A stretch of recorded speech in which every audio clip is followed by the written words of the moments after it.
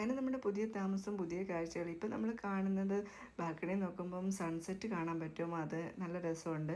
പിന്നെ നമ്മൾ വീട്ടിൽ പോയപ്പം ആദ്യം പോയി നോക്കിയത് തന്നെ പാഴ്സൽ അയച്ചതെല്ലാം വന്നിട്ടുണ്ടായിരുന്നു. നല്ലതായിട്ട് സേഫായിട്ട് പാക്ക് ചെയ്തൊക്കെ അയച്ചിട്ടുണ്ടായിരുന്നു. അതെല്ലാം നോക്കി അതിനകത്തിലെ കാര്യങ്ങളെല്ലാം പൊട്ടാതെ ഉണയാതെയൊക്കെ ഉണ്ടോ. എന്തായാലും കൂടുതലും ബുക്സും പിന്നെ എൻ്റെ ക്രാഫ്റ്റും സാധനങ്ങളൊക്കെ അല്ലേ ഉള്ളൂ. പിന്നെ അമ്മ ക്രോഷ്യോ പഠിപ്പിക്കുകയായിരുന്നു മോളെ. അന്നേരം ഞാനും അവിടെ പോയിരുന്ന് കുറച്ച് നേരം ക്രോഷ്യോ ഒക്കെ ചെയ്ത്. കാരണം നമ്മൾ ക്രാഫ്റ്റ് ഒന്നും സ്റ്റാർട്ട് ചെയ്യാത്തതുകൊണ്ട് നമുക്ക് ഏറ്റവും എളുപ്പം കൈ കിട്ടുന്നത് ഇതാകുമ്പോൾ എവിടെ വേണേലും ഇരുന്ന് ചെയ്യാമല്ലോ. അങ്ങനെ കുറച്ച് നേരം അതൊക്കെ ചെയ്ത്. അമ്മ പണ്ട് തൊട്ട് ഇതൊക്കെ ചെയ്യുന്ന ആളാണ്. അപ്പം ഇതൊക്കെ ഈ കാണുന്നതൊക്കെ അമ്മ പണ്ട് വർഷങ്ങൾക്ക് മുമ്പ് ഞാനൊക്കെ ജനിക്കുന്നതിന് മുമ്പ് ചെയ്ത കുറച്ച് കാര്യങ്ങളൊക്കെ ഇതുപോലെ സൂക്ഷിച്ച് ഓർമ്മയ്ക്ക് എടുത്ത് വെച്ചിട്ടുണ്ട്.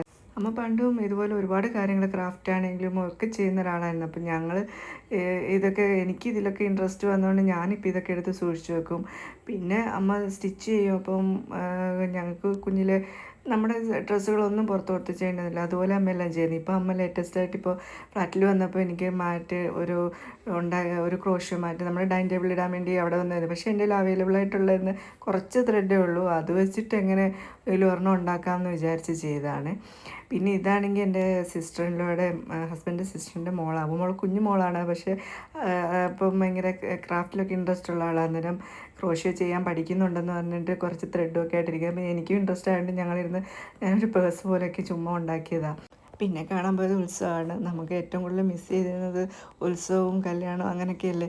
എന്തായാലും ഈ പ്രാവശ്യത്തെ ഉത്സവം എനിക്ക് കാണാൻ പറ്റി ഭയങ്കര സന്തോഷമായിരുന്നു. മോളും ഇതൊക്കെ കണ്ട് ആസ്വദിച്ച് ഞങ്ങൾ കുറേ നേരം അമ്പലത്തിൽ സ്പെൻഡ് ചെയ്തതെന്ന് വെച്ചാൽ അവിടുത്തെ ആ ഒരു ഇതിൽ നമുക്ക് പറയാൻ പറ്റത്തില്ല. അതിപ്പോൾ ഈ വോയിസ് കേൾക്കാൻ എനിക്കവിടെ റെക്കോർഡും ഗാനമേള അതൊക്കെ കോപ്പിറൈറ്റ് വല്ലതും അടിച്ചാലോ എന്ന് വെച്ചിട്ട് ഞാനത് മ്യൂട്ട് ചെയ്തത്. പക്ഷേ അതൊക്കെ കേട്ടാലേ അതിൻ്റെ ഒരു ഇത് നമുക്ക് ഫീൽ ചെയ്യാൻ പറ്റത്തുള്ളൂ.